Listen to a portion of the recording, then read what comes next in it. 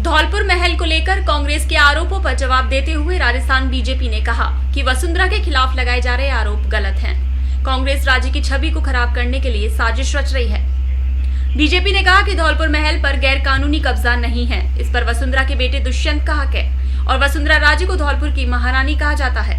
हमारे पास सारे दस्तावेज मौजूद हैं। दस्तावेजों में भारत सरकार के हस्ताक्षर भी हैं। उन्होंने कहा कि नगर पालिका के रिकॉर्ड के मुताबिक महल दुष्यंत के नाम है। वहीं भाजपा नेताओं ने सवाल उठाते हुए कहा कि यदि महल पर दुष्यंत सिंह का गैरकानूनी कब्जा था तो 2010 में केंद्र और राज्य दोनों स्थानों पर कांग्रेस की सरकार थी। उस दौरान हाईवे बनाने के लिए महल की कुछ भूमि का अधिग्रहण करके मुआवजे के रूप में 1,97,00,000 रुपए की राशि क्यों दी गई। अपनी बात के समर्थन में प्रदेश अध्यक्ष अशोक परनामी ने कंपनसेशन दस्तावेज भी दिखाए।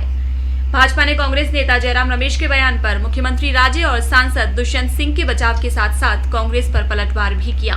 उल्लेखनीय है कि उक्त सिटी पहले संपत्ति में से वर्ष 2010 में के लिए आवाब जमीन 567 वर्ग गज के लिए गवर्नमेंट के द्वारा 1,97,00,720 रुपए 50 पैसे का मुआवजा नेशनल हाईवे अथॉरिटी द्वारा दुष्यंत सिंह जी को दिया।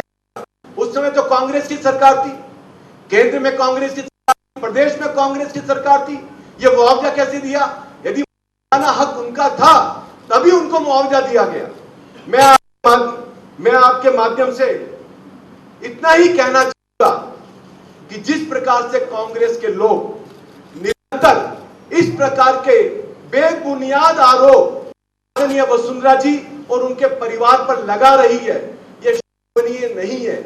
हमने सभी बातों का तथ्यों के आधार पर हमने आप लोगों के माध्यम से पूरे देश की सामने हमने इस बात को रखा है, क्योंकि हमारे में सत्यता है।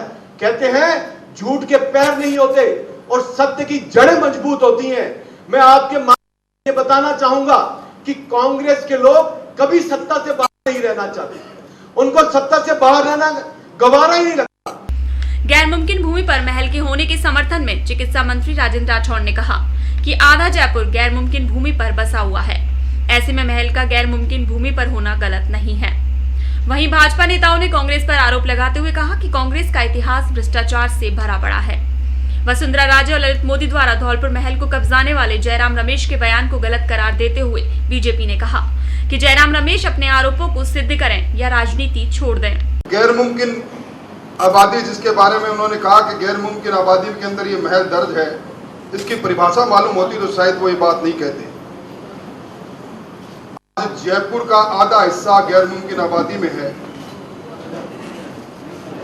आज हमारा जय क्लब और संतोखपा दुर्लभ जी का हॉस्पिटल भी उसी में है।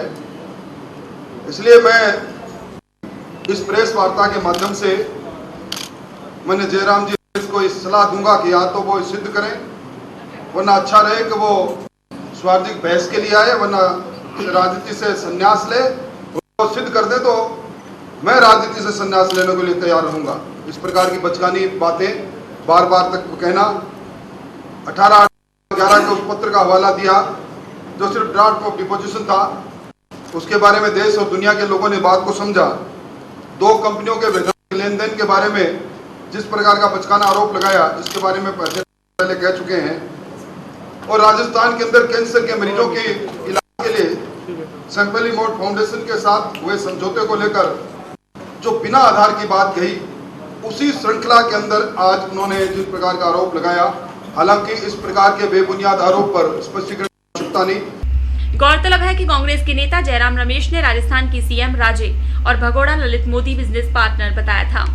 साथ ही वसुंधरा राजे और ललित मोदी पर सरकारी संपत्ति कब्जाने का आरोप लगाते हुए कहा था कि दोनों ने मिलकर सरकारी संपत्ति को निजी संपत्ति बनाया। राजे और मोदी ने मिलकर धौलपुर महल को निजी जायदाद में बदल दिया। पत्रिका टीवी के लिए जितेंद्र प्रधान की रिपोर्ट।